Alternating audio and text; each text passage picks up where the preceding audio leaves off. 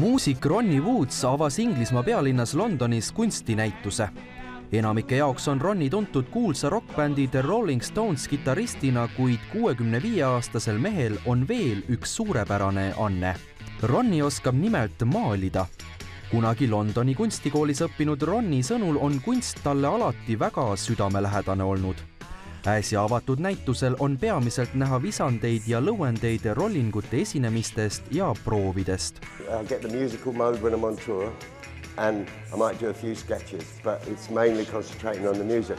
Then when the tour is over, I can relax and just I find myself getting the brush out, and it's very spiritual, music and art is very relaxing to me.